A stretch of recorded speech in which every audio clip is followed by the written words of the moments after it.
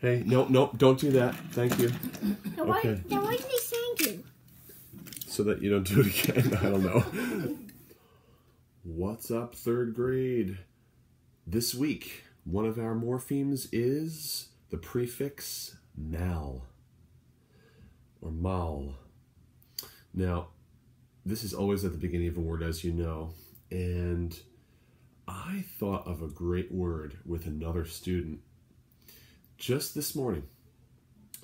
And I thought, oh yeah, there's the name of this villain in a Disney movie in the Cinderella series of Disney movies. And that evil person in those movies, her name is, and the student told me, oh, it's Maleficent. Isn't that right? Maleficent? And I thought, yes. So I said, you got it. Maleficent is an evil, bad character. So on your morpheme card, you could maybe do what I did. First of all, we're going to make sure that we start with the prefix, and we know that it is someone who is evil. So I wrote the word bad. That's the meaning. And then I wrote the word Maleficent. Oh, it's kind of erased there accidentally. Maleficent. And then you can see my picture of the character Maleficent with her big horns. Yeah, it's a pretty silly picture, but it was fun to draw, and that's the point, as long as it's fun. Let me fix the word so you can see it better. Maleficent.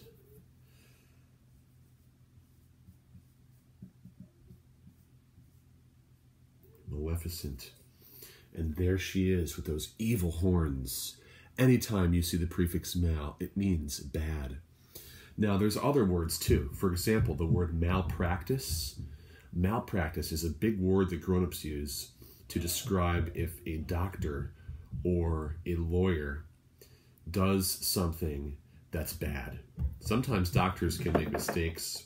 Sometimes lawyers can make mistakes, and they might know that they're doing it, which is illegal, and they call that, in the legal world, malpractice.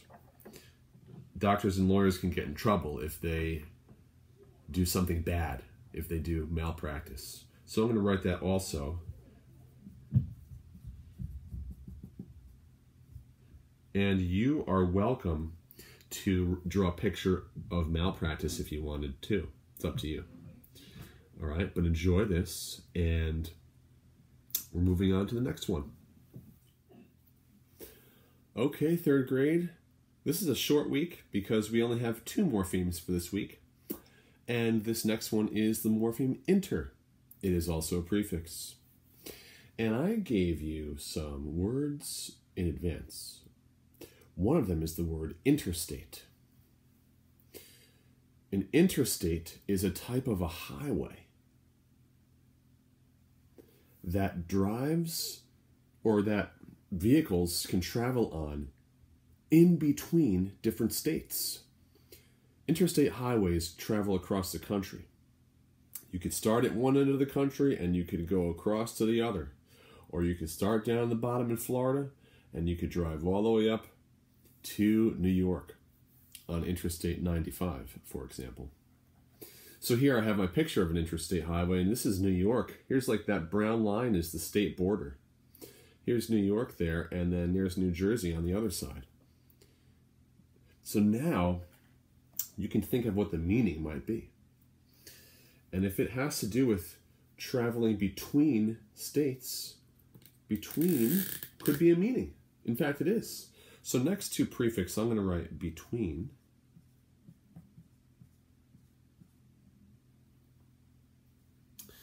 And, oh, I should circle it, because that's the meaning.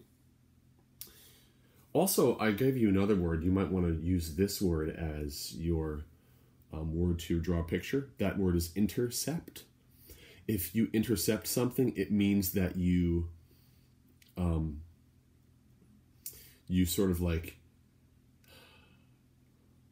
take it, even though it wasn't intended for you. So like In football, an interception is when the quarterback throws the ball to another player far away. Now, if somebody on the other team intercepts that throw, that means they take it, even though it was meant to be thrown between two other players, somebody else takes it. Intercept, in between or among. In fact, another way to think of inter is among.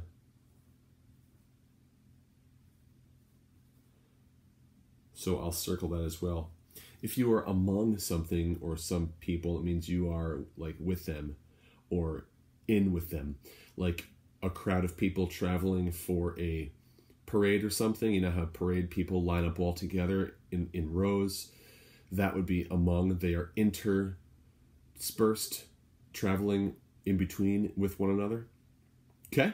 Inter. There's all that good stuff. And I'll see you next week.